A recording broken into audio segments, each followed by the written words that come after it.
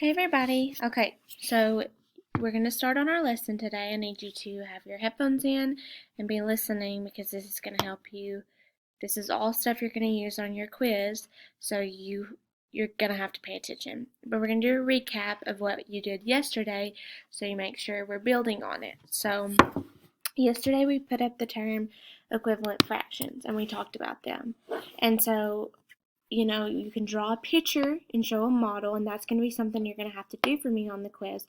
So if I were to ask you what's an equivalent fraction to 1/3, there's many ways you can show this. You could put, we have our lines going down, so then it would be that we would draw lines across. And if I just chose to draw one line across, I could see that an equivalent fraction would be now 1, 2, 3, 4, 5, 6. So my denominator would be 6, and my numerator would be 1, 2. So an equivalent fraction to 1/3 is 2/6. And I'm going to ask you to show me in a picture form. But what's another way we can see that? An equivalent fraction. Another way we could show that is doing 1/3 times any number. So I could say 1/3 times, we'll just do 3. So it would look like this, 1/3 times 3 over 3, because we know that 3 over 3 is just 1. And 1/3 times 3 over 3, well, if we multiply that, you multiply straight across. 1 times 3 is equal to 3. And then 3 times 3 is equal to what? 9. So we can also know that 3/9 is equivalent to 1/3. Before we go any farther, I want to review some terms that we're going to need to know. So if you don't have a piece of paper, you need to pause this, get a piece of paper from the front of the room, and write these down and keep them in your math notebook, or put them somewhere in your math module. So the first term we're going to talk about is improper fraction. And here's an example of an improper fraction. It's 7 over 3, or 7/3. This is an improper fraction when the numerator is larger than the denominator. So an improper fraction is when the numerator is larger than the denominator. And it's going to look similar to this, okay? So you need to write this down and show the example. A denominator, which you should already know, but this is just review, is like in the fraction 1/3, 3 is the denominator. So the denominator, think down. It's the bottom number. Equivalent fractions, which was the lesson we just learned. So 1/3 is equal to 2/6. Those two fractions right there are equivalent fractions because they are equal to each other. A mixed number would be like 3 and 1/3. And today we're going to talk about changing mixed numbers to improper fractions and improper fractions to mixed numbers. But 3 and 1/3 is a mixed number. It's got a whole number and a fraction together. That is a mixed number. And then the last one is the numerator, which in 1/3, 1 is the numerator. So you need to pause this, write all these down, and make sure you have them somewhere in your math notebook or on your module book. On another sheet of paper that you're going to keep in your module, you need to write this down. We're going to talk about changing an improper fraction to a mixed number. Okay, so the improper fraction I gave was 7/3. And as we've discussed before, fractions are just what? 7/3 is really saying 7 divided by 3, because a fraction sign is a division sign without the dots. Okay? So we're going to talk about changing this improper fraction to a mixed number.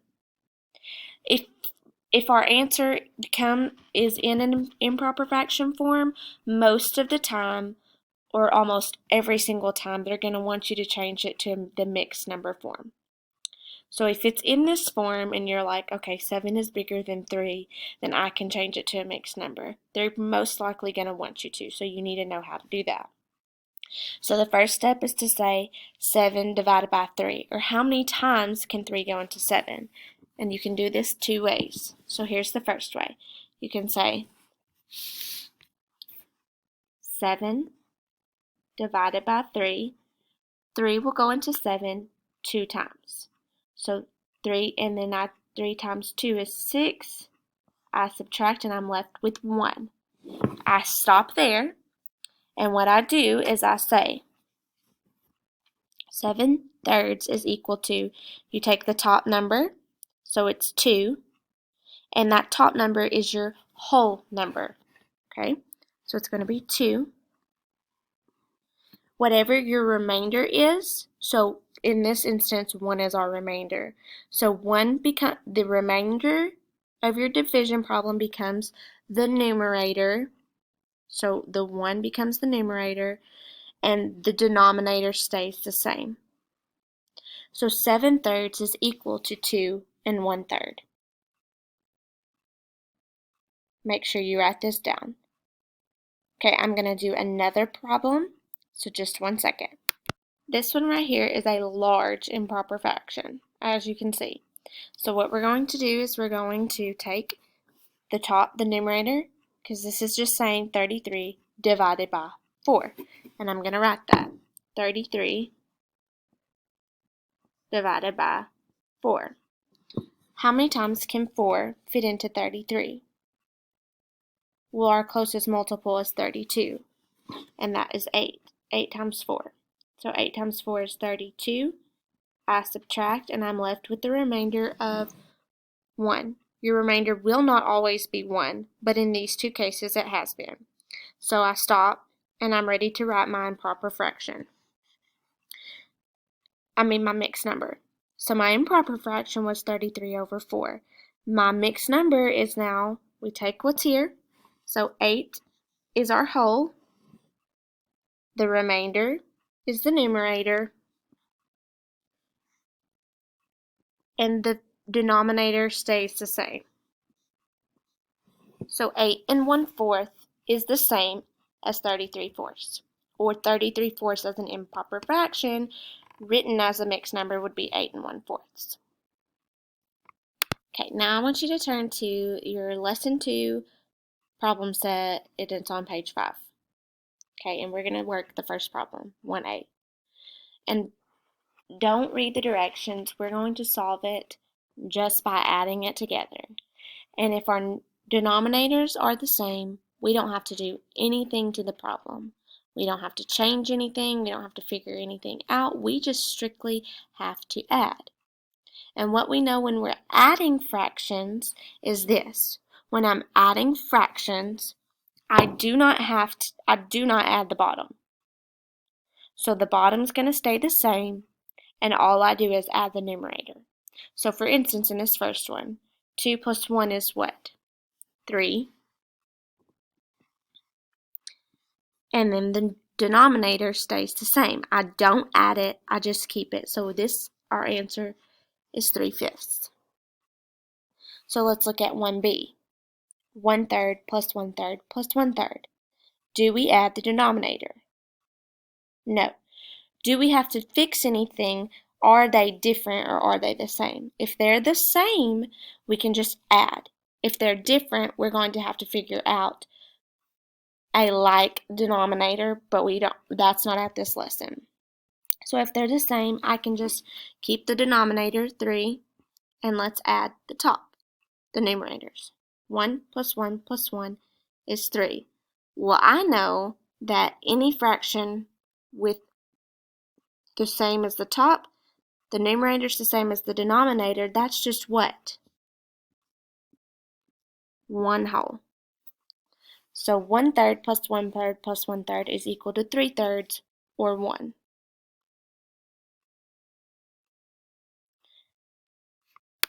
Okay, so now we're going to look at 1C, and while I'm working it, I want you to work it. And so pause it if I work it and you already see the answer, because I want you to check your work.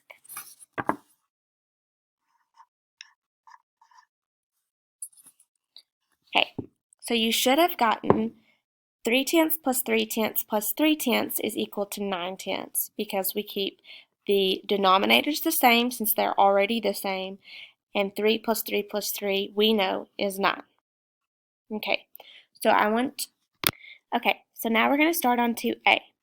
And the directions I want you to follow are to see if this is an improper fraction. If it's an improper fraction, I want you to change it to a mixed number. If not, we'll keep it the same. So let's look. 2a. Is 6/7 an improper fraction, or is it just a regular fraction? Your answer should be it's a regular fraction, so I'm going to keep this the same. It's going to stay 6/7. Okay, the next one. 9 seconds. Is this an improper fraction, or is it a regular fraction? And you ask yourself, is my numerator greater than my denominator? If your answer is yes, then this is an improper fraction. And in this case, it is. 9 is greater than 2, so it's an improper fraction. So I'm going to change this improper fraction to a mixed number. So let's do that. And you're going to say 9, because we know that fractions are just division problems, 9 divided by 2. So I'm going to rewrite that. 9 divided by 2. 2 goes into 9 how many times? 4. 2 times 4 is 8. 9 minus 8 is 1. And then I'm ready to write my mixed number. Remember, this is your whole. Whatever up top is your whole. So 4 is our whole number. And then we are left with the remainder. So we got remainder of 1. So the remainder is the numerator, and your denominator stays the same. So 9 seconds is the same as 4 1/2. Okay, I want you to work C and D on page 5 by yourself. Pause this, work those, and then we're going to check our work. Okay, so we have 2C and 2D. On 2C, 12 is greater than 10, so I have to work it out because I'm writing it as a mixed number. How many times can 10 go into 12? Once. And 1 times 10 is 10. And when I subtract, I'm left with a remainder of 2. So I'm going to write that now as a mixed number. So if I were to write it as a mixed number, it's going to be whatever is here. So 1 and 2 tenths. 1 and 2 tenths. Alright, let's do this one. 27 is greater than 5, so I know I have to work it out to write it as a mixed number. How many times can 5 go into 27? Your answer should have been 5. 5 times 5 is 25. And 27 minus 25, you're left with 2. So we have a remainder of 2. So when I rewrite that, this is my whole, 5 and 2 fifths should be your answer. I want you to pause this video and turn it to the back side on page 6 and do all of 3. So do A, B, C, and D, and you're going to do the same thing you just did on 2.